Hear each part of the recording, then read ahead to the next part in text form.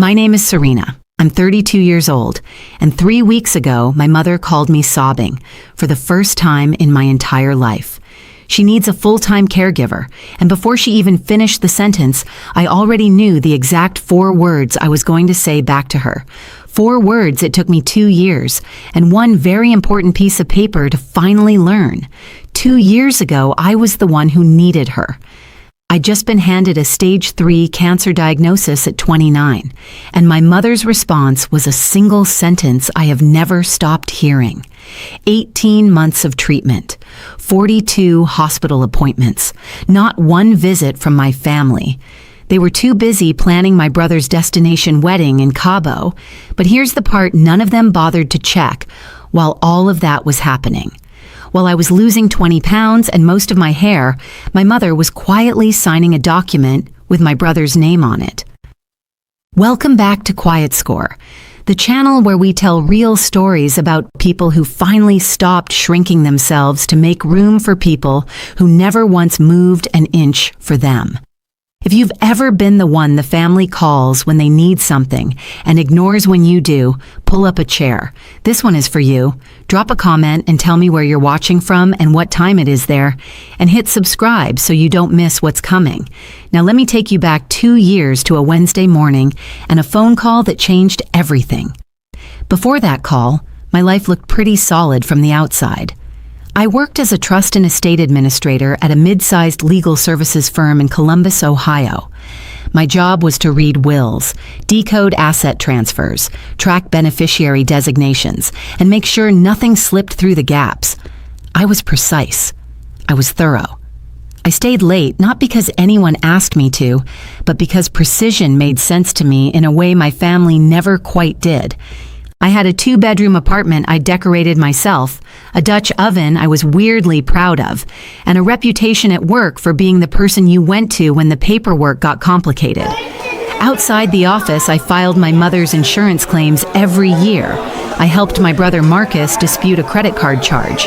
When anything in that family hit a snag, someone called Serena, never the other direction, never once.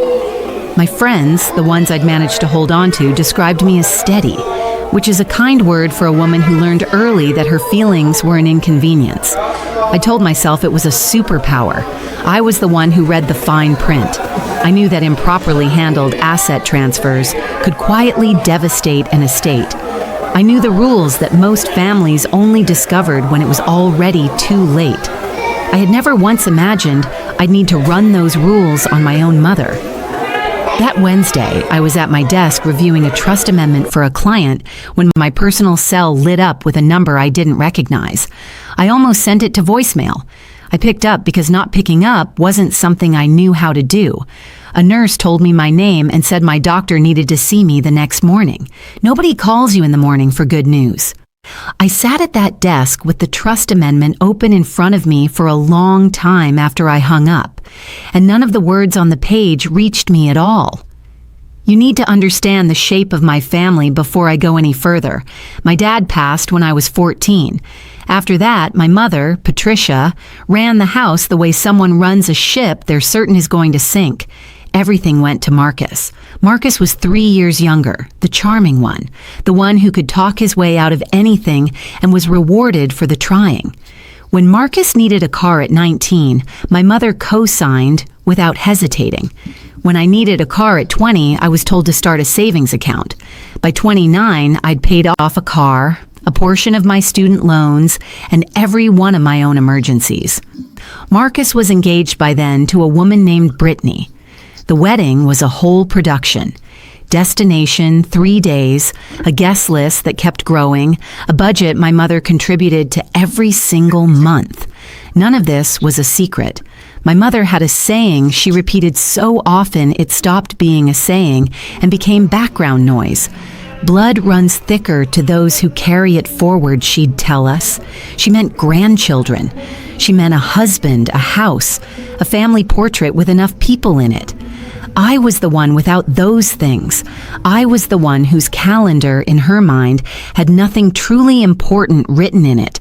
She'd watched her own sister sacrifice years caring for their father, and she'd filed that away as the natural order of things. The married child inherited. The single child made herself useful.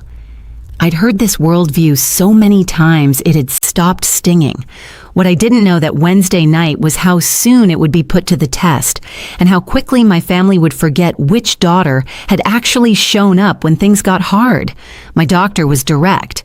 Stage 3, non-Hodgkin's lymphoma. Treatable, she said, but aggressive. We'd start a full chemotherapy protocol within 2 weeks. I did what I always do in high-stakes moments. I went clinical. I asked about the treatment schedule. I asked what side effects were most likely. I asked about out-of-pocket costs under my insurance plan, because I'd processed enough estate disputes to know that medical debt was one of the fastest ways a plan could unravel. She handed me a printed breakdown. I entered the numbers into my phone like I was taking notes for a client who wasn't me. I didn't cry. Crying had always felt like something that needed to be scheduled around someone else's moment in my family. I walked to the hospital parking garage, found my car on the second level, and sat there with my hands on the wheel, going nowhere. And then I did the thing I always defaulted to, even the smart part of me, even knowing better. I opened my contacts and scrolled to Mom. I'm not going to tell you I was naive. I just wanted one time to be wrong about her. I pressed call. She answered after 2 rings, distracted, mid-laugh at something on her end. She asked what I needed, because with me, there was always a reason. I told her plainly. I said, Mom, I have cancer. It's stage 3.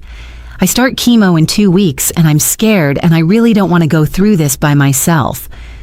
There was a pause. In the background, I could hear Marcus asking about flight upgrades. My mother exhaled. The long kind, the one she used when I was inconveniencing her. Then she said the sentence I have turned over in my mind 1,000 times since. Serena, we can't really take this on right now. Your brother is getting married in 4 months. I waited. I waited for the, but of course we'll work something out. I waited for, send me your schedule. I waited for even a basic, I'm so sorry. Instead, she filled the space with logistics. The wedding venue, the rehearsal dinner Brittany's parents couldn't cover, Marcus's stress, then, almost gently, the part that landed hardest. You've always been the capable one, she said. You don't need people hovering. You'll sort it out. She covered the phone, told Marcus she'd be right there, then added before hanging up, try not to bring this up around your brother right now. He has enough on his plate. I said okay. In my normal voice, like she'd asked me to grab something from the store. We hung up. I sat in that garage and understood something I think I'd already known for years. There was no line. There had never been a line. There was only a calendar, and my diagnosis had landed on a bad date. A few days later, I tried my brother. I texted Marcus something careful and small, the way you reach out to someone you're afraid of needing. I told him about the diagnosis. I asked if he might come with me to the first infusion, just once, just so I didn't walk in alone. The 3 dots appeared and disappeared for almost 40 minutes. When he finally replied, it was 4 lines about the Cabo logistics, and then this. Rena, you literally have nothing going on right now. I can't exactly leave Brittany to come sit in a hospital. You'll be fine. I read it 3 times looking for where he'd misunderstood. He hadn't. To my brother, my being single and unattached wasn't just a fact about my life. It was a resource the family had decided they owned. My empty calendar was available. His full one was protected. I called my mother hoping she'd be mortified. She wasn't. She took his side quietly, reasonably, the way you explain something to someone who's being difficult. He has a lot riding on these next few months, she said. You know how Marcus gets under pressure. I put the phone face down on my kitchen counter and stood there a long time. Something in me went quiet. Not shattered, quiet. The way a house settles after the last person leaves and you realize you're fine with the silence. I stopped reaching out. I decided I'd ask a stranger before I'd ask either of them again. As it turned out, the stranger the universe sent was a retired librarian named Dolores. 2 weeks later, I drove myself to my first infusion. The oncology suite was on the 3rd floor of the hospital, a long room of recliners arranged in a wide arc, each one with an IV pole standing beside it like a patient chaperone. I checked in, found my chair, and watched the nurse set up the first bag. She must have seen me sitting alone because she came back a few minutes later with a folded blanket. Dusty blue, hospital issue, the edges gone soft from 100 washes, and tucked it across my lap without making it a moment. It wasn't mine. It wasn't special, but it was the only thing in that building that came anywhere near caring about me that day. I held it like it was everything. I'd brought my work laptop because of course I had. I answered client emails through the first hour. Around me, every other chair had 2 people in it. A wife reading aloud to her husband. A daughter sketching in a notebook while her mother dozed. A father and son watching something on a shared phone, shoulders touching. I counted 22 chairs and 20 companions, and then me, and a borrowed dusty blue blanket. When the bag ran out, the nurse asked if someone was picking me up. I said I was fine to drive, which wasn't quite true. I drove home with the radio off and both hands pressed too hard against the wheel. I brought the blanket back folded on my next visit. The visit after that, the nurse just smiled and waved her hand like I was overthinking it. I still have it. The family group chat kept running without me. I'd see evidence the next day. A photo of Marcus and Brittany at a tasting. A shot of Cabo Beach venues. Captions like, "Wish you could be here for this." Never attached to an invitation. Never followed by a check-in. I stopped opening the chat on weekday mornings. The bills started arriving. After insurance, my share landed at just under $42,000. I liquidated some savings. I canceled every subscription. I stretched my pantry further than I thought possible and set up a payment plan that would follow me into the next several years. In month 4, I asked my mother if she could cover even a few thousand to bridge a gap while I waited on a reimbursement. She answered faster than usual. "We just finalized the catering deposit for Cabo," she said. "There's really nothing extra right now." I didn't argue. Arguing felt like pressing my shoulder against a door I already knew was bolted. But I noticed the sequence of it the way I always noticed fine print. A party deposit first. My medical gap second. By some margin. I noted it the way I noted everything, quietly with the date attached in case it ever became relevant. It would. The breaking point that year came in November, about 2 weeks before the wedding. I'd lost most of my hair. I was wearing a soft knit beanie I'd ordered online. I had decided, against my own better judgment, that I would go. Just slip in at the back, just be there the way a sister is supposed to be. Then my mother called. Her voice had that careful, reasonable tone she used when she was about to ask for something she knew was wrong. She said it might be better if I didn't come. She said I didn't look quite myself, that the wedding photos would exist forever, that she didn't want anything to become a distraction from Marcus and Brittany's day. She used the phrase, "steal focus," like I was a wardrobe malfunction she'd caught in time. I was standing in front of my hallway mirror when she said it. Thin, pale, a beanie pulled down over my ears, a woman fighting to stay alive, and my mother was asking me to spare the family the visual. I said, "Okay, one more okay," in my regular voice. Then I hung up and waited for the tears. They didn't come. What came instead was a kind of stillness I hadn't felt before, like a thermostat finally reaching its setting and clicking off. I stopped waiting for them to change. I stopped checking my phone for a shift in direction. In my family, I finally understood. My pain would always be scheduled around someone else's milestone. A person can only absorb that lesson so many times before she stops volunteering to be in the room. What I didn't know, sitting there in my quiet apartment with a borrowed dusty blue blanket on my couch, was that the waiting wasn't over. It was just about to change direction entirely. Dolores Wynn sat down in the recliner beside mine the following week, a retired branch librarian from Westerville with a faded floral tote bag and the particular stillness of someone who has spent 30 years waiting for other people to finish their thoughts. She watched me type through one entire infusion without saying anything. Then she leaned over and said, in the dry way librarians say things, they actually recommend against emailing during treatment. Apparently the body knows when you're giving it your attention. I laughed out loud. The first time in weeks. After that, she simply started scheduling her infusions to overlap with mine. She never admitted she'd done it on purpose.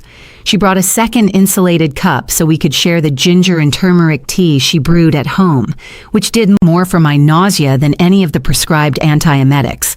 She'd been widowed 11 years earlier. Her only daughter lived in Portland and called on Sundays. Somewhere along the way, Dolores had decided that loneliness was not an unavoidable condition. It was a solvable problem. You solved it by choosing the person in the next chair. One afternoon, she asked plainly who was driving me home. I gave my usual answer. She gave me the look that every great librarian has mastered. The look that says, I know you didn't actually read what you just handed back. The people who keep showing up are your family, she said, stirring her tea. Everything else is just shared DNA. I almost told her that shared DNA was exactly what had gotten me into this. Instead, I let her drive me home that day. First person to do it. I sat in her passenger seat with the dusty blue blanket folded on my lap and felt something I hadn't felt in months. The specific relief of not being the one in charge of everything. The wedding happened without me. Exactly as planned. I saw it the way I saw everything that year, secondhand, through photos a cousin posted before someone thought to make them private.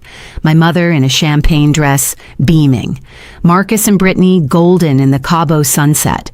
The whole real family arranged on a resort terrace with the ocean behind them, captioned, "The happiest moment of our lives."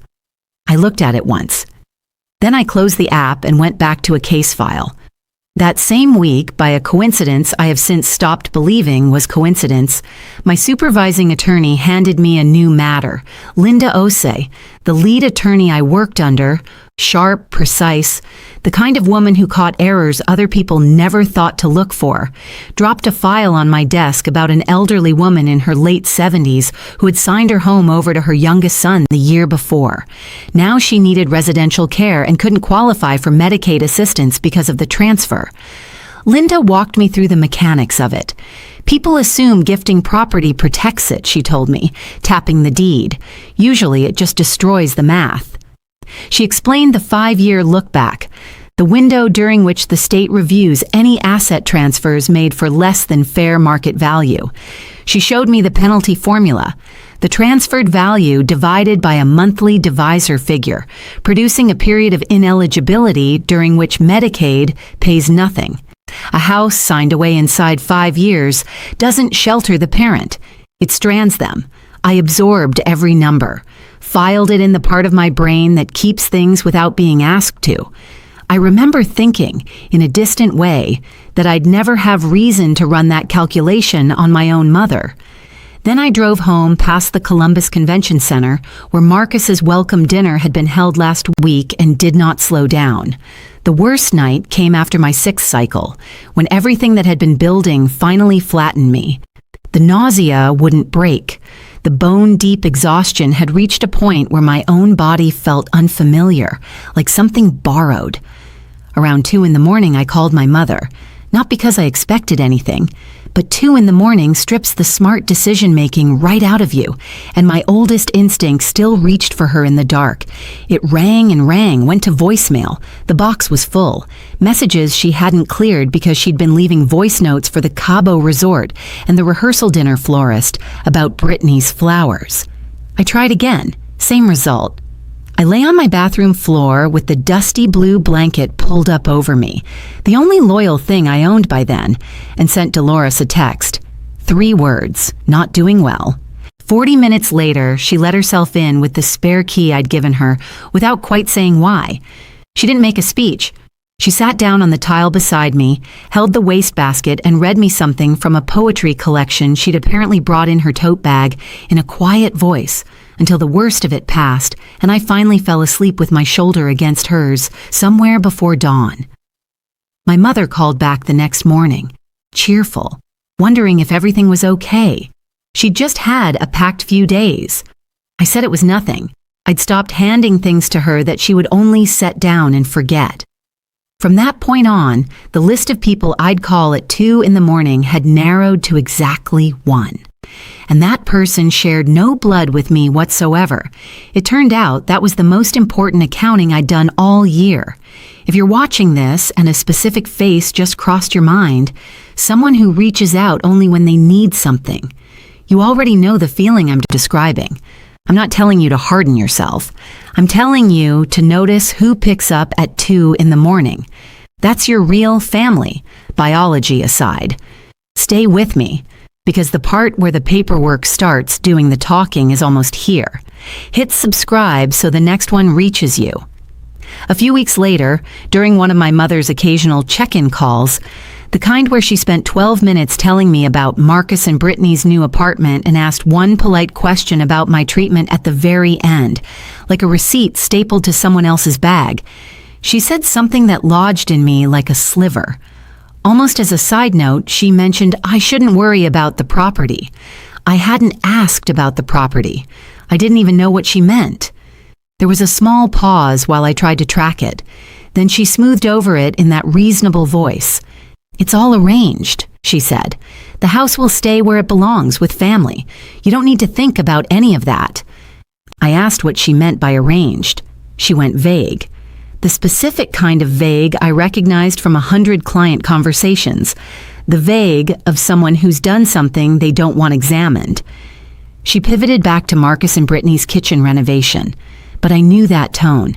And I knew, in my line of work, that "it's all arranged" almost always meant a document existed somewhere with consequences no one had fully read.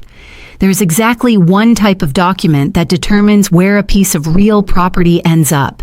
And there is exactly one public database where those documents live once they've been recorded and filed. I use that database every day for strangers. I had never once entered my mother's home address into the search bar. That night, I thought maybe I should.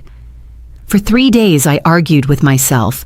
Looking up my mother's home in the county recorder system felt like reading her mail, even though I knew, better than most people, that a recorded deed is the most public document a private citizen can produce. The entire system is built on the assumption that anyone should be able to see who holds what, so no one can quietly sell what doesn't belong to them. I explained all of this to Dolores one evening, mostly to talk myself out of it. She listened the way she listened to everything. Patient, unhurried. "Serena," she finally said, "it's a public record. You're allowed to read public things. That's not snooping. That's just being literate." Something about the plainness of it cut straight through. The next day on my lunch break, I opened the property records portal I used a dozen times daily for clients. I typed in the address of the house I grew up in. My hand wasn't quite steady, which annoyed me because I'd typed 100 strangers' addresses into that same field without any reaction at all. I pressed enter. The page loaded. The most recently recorded document on my childhood home appeared, dated 14 months earlier, right in the center of my treatment. It was a quitclaim deed. Grantor, Patricia Ann Holloway. Grantee, Marcus J. Holloway. Recorded 6 weeks before the Cabo wedding. Consideration stated $1. I read it 4 times. The same way I'd read my brother's text 2 years ago, hunting for the misreading. Just like before there wasn't one. My mother had signed her house, the whole property, to my brother for a single $1, 14 months into my treatment, while telling me there was nothing extra to help with my medical bills. While I was on a bathroom floor asking the dark for a reason to keep going, I printed it. Some reflex told me to make the fact physical, to hold the date in my hands. The office printer hummed out one clean copy. I folded it once and slid it into a manila folder the way I'd done for 100 clients who didn't know what they were holding yet. And then the second half of my brain, the trained half, ran the math without being asked. 14 months ago placed that transfer squarely inside the 5-year look-back window, which meant that if my mother ever needed nursing-level care, that house, sold to my brother for $1, would not protect her. It would strand her. It would make her ineligible for Medicaid assistance for months, possibly years. While someone scrambled to pay out of pocket or reverse the transfer, I stood at that printer holding proof of how little I had mattered. And underneath the hurt, cold and steady, the way understanding settles when it's real, a second thing arrived. They hadn't just left me alone during the worst year of my life. They'd moved every significant asset out of reach while I wasn't watching. And that decision had a due date. The math would collect, eventually, whether anyone was ready or not. I want to tell you, I called my mother that night and let her have it. I didn't. I sat with that folded deed at my kitchen table, the dusty blue blanket over my knees, and thought through what a confrontation would actually produce. A scene. Tears. Hers. Immediate. Marcus rallying the relatives about how I'd always been difficult.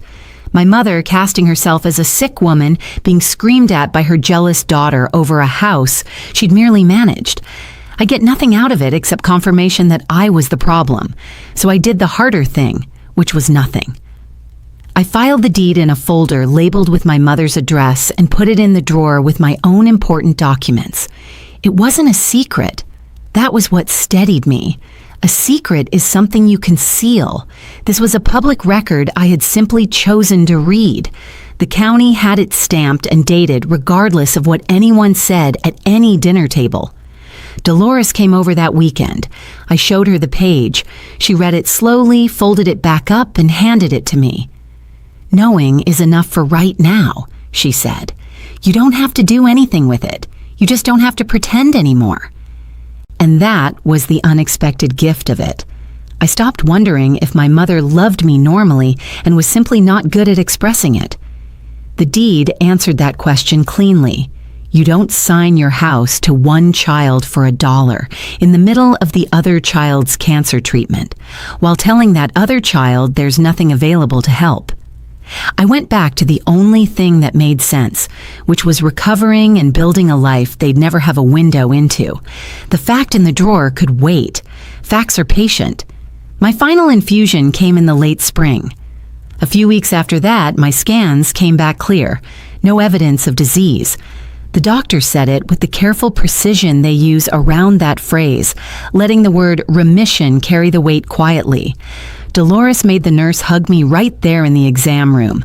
I let myself believe it for the rest of that afternoon. Then I did what I always do. I went back to building. I restructured my debt into a payment plan I could actually sustain. I signed up for a certified trust and fiduciary advisor credential because if I was going to spend my career in this world, I wanted the credentials that made people listen. I got a raise at work and put most of it toward the loans. I learned to cook the things that hadn't turned my stomach during treatment, then kept cooking them after, just to prove I could be someone who fed herself well. None of this was dramatic. That was the entire point.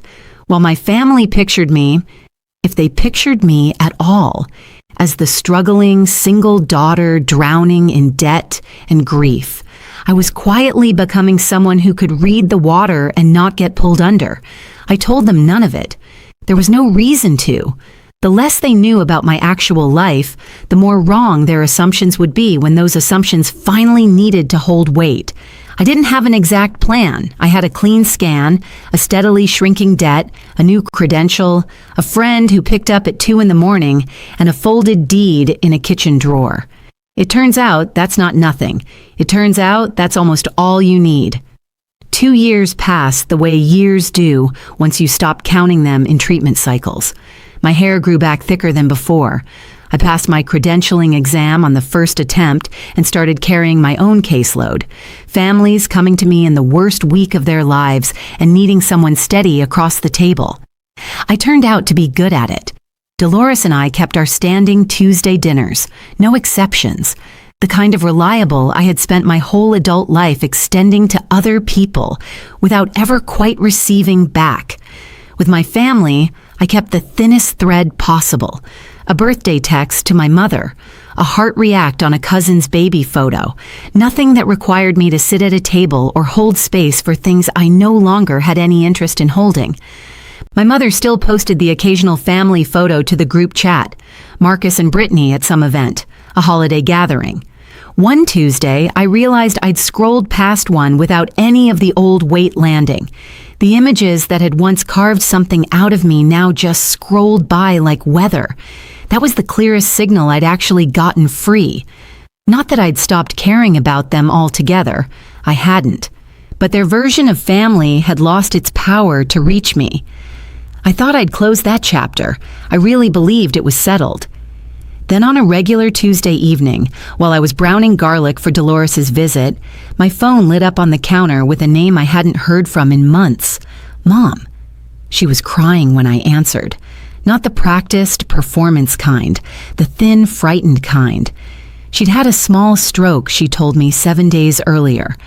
While I'd been living my ordinary life 20 minutes away, nobody had thought to call me. When I pieced it together later, Marcus had told the family he had it handled and asked people to wait before pulling Serena in, which is a careful way of saying, wait until we know what we need from her. Her right side was weakened. She couldn't manage the stairs, couldn't drive, couldn't be left alone for long stretches. She needed help, daily help, hands-on care, the foreseeable future kind. I leaned against the counter and let her talk, and I noticed the thing I would keep noticing for the entire rest of that night. She never asked how I was, didn't ask whether my scans were still clear, didn't ask if the cancer she'd been too busy to witness had actually stayed gone. In her mind, I had been on a shelf for 2 years, available, waiting, and now the hand was reaching for the shelf again. You were always the strong one, Serena, she said through the tears. I need my strong girl. I held the phone and felt a strange, specific calm, the calm of a thing arriving exactly when the math said it would. I told her I needed to think about it. Then I called Dolores. The family machinery moved fast once they sensed a solution within reach. Marcus called the next morning, organized and brisk, the way people sound when they've already decided something and are calling to let you know your role. He'd clearly coordinated with my mother. He framed it as practical, simple even. You work from home half the week, he said. You're not juggling a family. It's the obvious arrangement.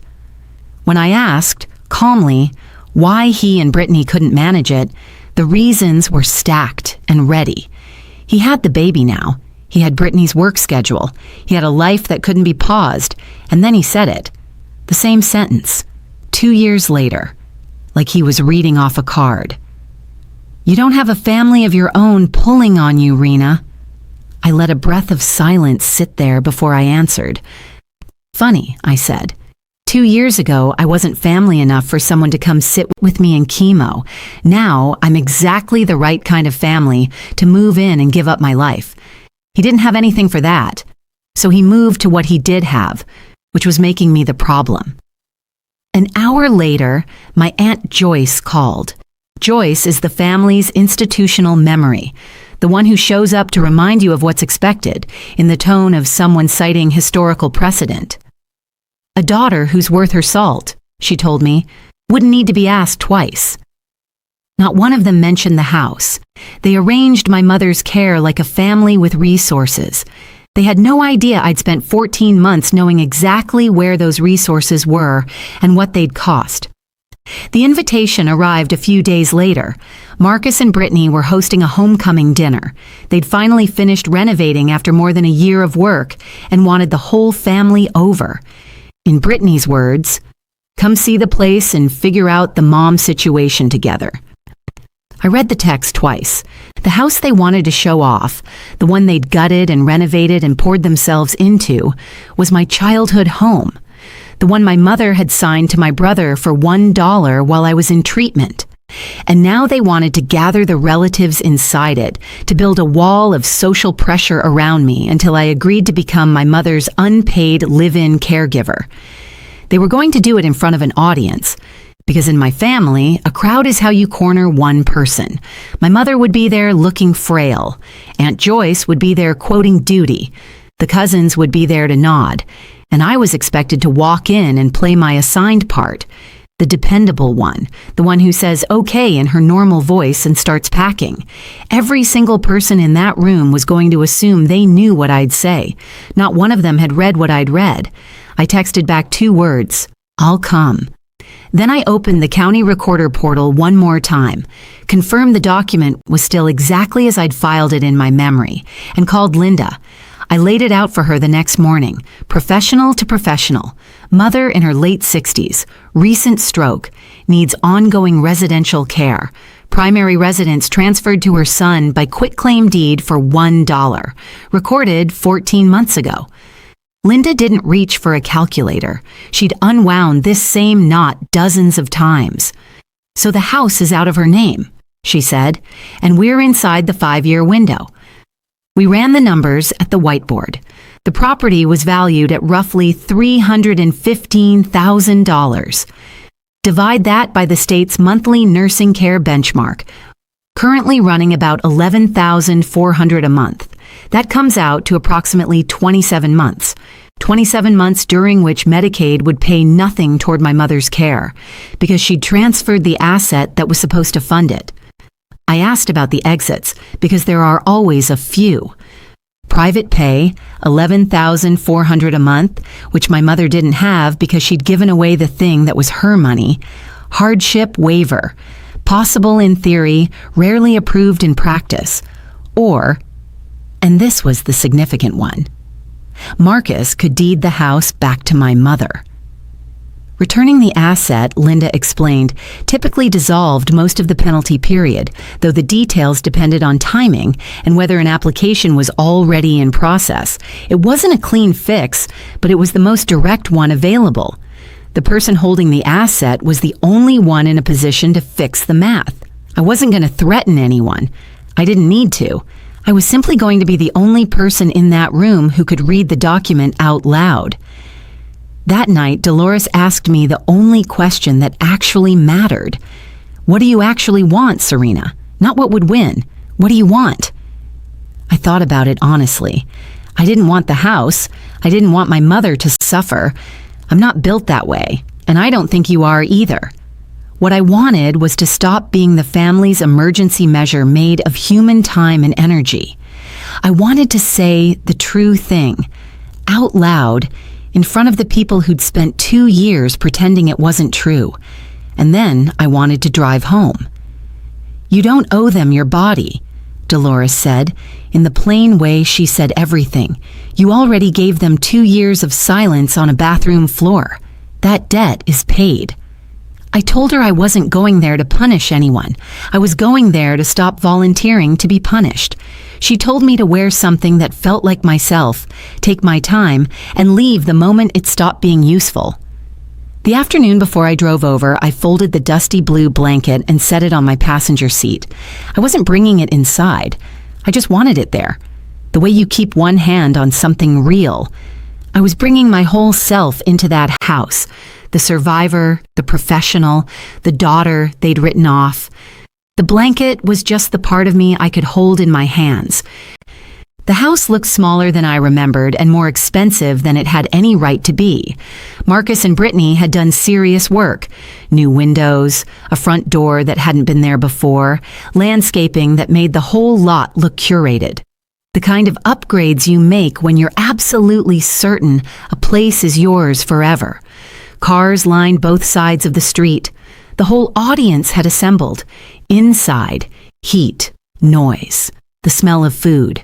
And there on the island in the newly renovated kitchen, in a place of honor, sat the old ceramic casserole dish, the same one my mother had cooked Sunday pot roast in my entire childhood. Deep blue, slightly chipped on one corner, steam curling off it now in this kitchen she'd handed over for $1. The ritual, apparently, had been inherited along with the deed. A few relatives clocked me with the specific gentleness people reserve for the poor relation. A cousin asking if work was keeping me busy. An uncle commenting I looked like I could use more sleep. meaning I recognized, "You look like someone who's been through something and hasn't recovered." They thought they had a complete picture of me. The single one, the one without much pulling on her, the one who would say yes because what else was there to say? My mother sat in a transport chair near the center of the living room, smaller than I'd seen her in years.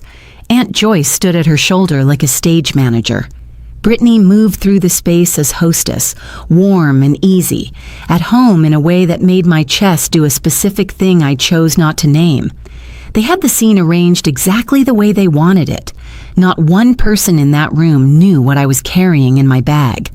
I took a glass of water, found a seat, and waited for them to begin. Aunt Joyce tapped her glass after the plates were cleared. She started warm. Family, hard times, the way people lean on each other when things get difficult. Then she turned to me and the warmth went thin. "We all know Patricia needs care now," she said, "and I think we all know who's in the best position to provide it, after everything your mother has done for this family over the years." The room gave the low hum of collective agreement. My mother picked up her cue and began to cry, soft, practiced, a tissue ready in her hand. "I need you, sweetheart," she said. "You're the only one who can do this. You've always been the strong one." Brittany appeared in the doorway, helpful as a closing statement. "We figured you'd be able to start by the end of the month. It saves the cost of hiring someone, and honestly, you wouldn't really be giving up that much." I let all of it settle, every word. I didn't raise my voice. I didn't tear up. I'd spent 2 years learning that the calmest person in the room is the one holding the actual facts. I was, for once, the calmest person in the room. They performed at me. The transport chair, the tissue, the crowd, the inherited casserole steaming on the renovated island. I let them finish. I waited until Aunt Joyce asked me directly, in front of everyone, whether I was going to do my part. Then I set down my water glass, reached into my bag, and placed a single folded sheet on the table. I smoothed it flat next to the casserole dish, where everyone could see it. "Before any arrangements get finalized," I said, "I think everyone should be looking at the same facts. This is a recorded property deed. It's a public document. Anyone in this room could have pulled it. I just happen to work with these for a living." The room went still. "It shows that 14 months ago, 6 weeks before the Cabo wedding, Patricia transferred this house to Marcus for $1 while I was in chemotherapy." Brittany's expression moved through several things at once. I kept my voice level, the same voice I use across my desk with strangers. "Here's what that means for mom's care going forward. When you transfer your home inside the 5-year look-back window and then need nursing-level care, the state counts the transfer. This home was worth approximately $315,000. Divide that by the state's monthly benchmark, about 11,400 ewes, and you get roughly 27 months. For 27 months, Medicaid won't pay a single dollar toward mom's care because the asset that was supposed to fund it is currently sitting in this kitchen." I let that breathe. Aunt Joyce's mouth had come open. Marcus had gone the particular color people go when they realize a number is very large. "So someone is going to be writing a check for $11,000 a month," I continued, "or someone is going to need to deed this house back to mom to dissolve the penalty. And there's really only one person who can do that. The house isn't in my name. It isn't in mom's name anymore either. It's in the name of whoever renovated this kitchen." I slid the paper 1 inch toward Marcus. "I'm not telling you what the law requires you to do. I'm telling you who's holding the only asset capable of fixing this. That's not me being unkind. It's just where the house ended up." The room did what rooms do when the floor shifts. Brittany was the first to get loud. "You just want it back," she said, her voice climbing. "This is about the house. You've always resented us." I didn't move. "I don't want the house, Brittany. I want you to understand what you took on when you accepted it." Marcus had gone quiet beside her. He was doing the math. I could see it moving behind his eyes. 11,000 a month against a renovation that had emptied their savings account. He turned to my mother, not to me. "Mom," he said tightly, Did you know this could happen when you signed it over?" And there it was. The first fracture in the real family, the son-in-law turning toward the woman who'd handed them a poisoned inheritance. My mother, cornered, did the only thing she'd ever done when cornered. She cried harder, and when the tears didn't move me, she pivoted to anger. "How could you do this to me?" she said. "In front of everyone? After everything I sacrificed for you?" I felt the pull of it. An old woman frightened of what's coming, smaller than I'd seen her in years, and I let myself feel it because I'm not a monster. "I just wanted it to stay in the family," she said quietly, "for grandchildren." Maybe that was even true. But notice she didn't say sorry. Even now, exposed in the kitchen she'd given away, the thing she reached for wasn't an apology to the daughter she'd left alone and frightened and unvisited. It was blame, and the same insistence that I was meant to absorb whatever her choices cost. The near sympathy moved through me and came out the other side. She was human. She was still wrong. The room waited. That's the thing about a crowd assembled to corner one person. It doesn't just dissolve when the script gets rewritten. It turns to watch the new ending. My mother gathered herself and asked the question the whole performance had been arranged around. "So you'll come? You'll move in and take care of me?" "I need you, Serena." I looked at her for a long moment. My mother, who 2 years ago had a daughter call her from a parking garage with a cancer diagnosis and decided a wedding was the bigger priority. The anger I'd expected wasn't there. What was there was clarity. All the way through. I thought of the exact words she'd used on that call, the ones I'd carried for 2 years like a pebble in my shoe. "We can't really take this on right now." And I gave them back to her, trimmed to the only 4 that mattered, in the same calm voice she'd once used on me. "I can't deal either." Nobody in that room breathed. Aunt Joyce froze with her glass halfway to her mouth. Marcus went white. My mother stared at me like I'd spoken in a language she didn't recognize. Maybe I had. The language of a no she'd never thought I'd find. "Talk to the new owner," I said quietly, and I looked toward my brother, toward the person whose name was on the deed steaming next to the pot roast. I wasn't cruel about it. I didn't need to be. The facts were doing all the work that cruelty could want. I'd learned a long time ago that the calmest person in the room doesn't have to raise her voice. I stood up. I picked up my bag with the folded deed back inside it, and I left them my water glass and nothing else. I didn't slam anything. I walked through the living room past the cousins who'd assembled to watch a duty get assigned, and instead watched it get handed back. Past the blue casserole dish going cold on the renovated island, past the front door I'd walked through 10,000 times growing up. Aunt Joyce caught me on the front path, breathless, one card left to play. "But she's your mother," she said. "This is family." I stopped. I turned around. "Family doesn't send you a bill for the years you survived alone," I said. I got in my car. The dusty blue blanket was right there on the passenger seat where I'd left it, soft and worn and entirely mine, the one thing that had actually stayed with me through everything. I rested my hand on it for a moment, the way you touch something solid to confirm you're really standing. Then I started the engine and pulled away from the house my mother had sold for $1. I didn't check the mirror. There was nothing back there I needed to see. I'd carried myself into that room. I carried myself out. And for the first time in my life, walking away from that family felt less like a loss and more like finally being allowed to keep myself. Here's what actually happened in the weeks that followed, because I know you want to know. The math doesn't care about anyone's feelings, and the math had them in a corner. After a week of panic and an emergency consultation with an estate attorney, Marcus and Brittany did the only sensible thing available to them. They deeded the house back to my mother. Returning the asset dissolved most of the penalty period. Their lawyer confirmed it. And it took the dream right along with it. The one where the house was ever truly, permanently theirs.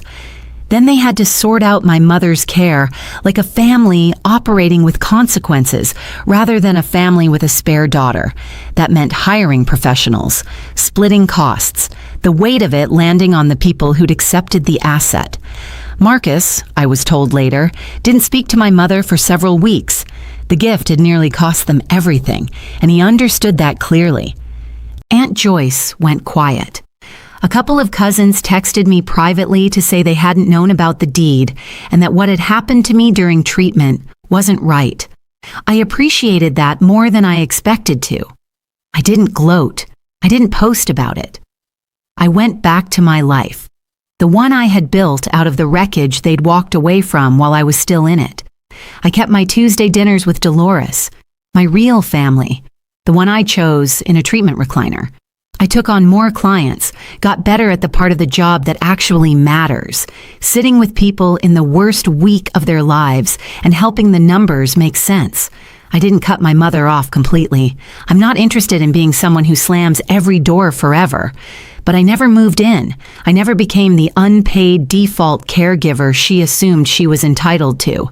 And I stopped pretending the distance between us was anything other than what it was. I send a birthday card. I just don't send myself anymore. It turns out that's the whole difference between love and a debt someone else decided you owed them. If I leave you with one thing, let it be this. Love is something you choose to give. It is never a debt someone else gets to collect from your years and your body and your silence. And the people who only call you family when they need something have already told you in the clearest language available exactly where you stand. Believe them the first time. Save yourself the 2 years it took me to finally listen. That's my story. A house signed away for $1, a blanket from a stranger who became my family, and 4 words that took 2 years to earn. If this reminded you that being available and being loved are not the same thing, take that as your sign to protect yourself today. Share this with someone who needs to hear it. Drop a comment below and tell me where you're watching from. Hit subscribe, and I'll see you in the next one. In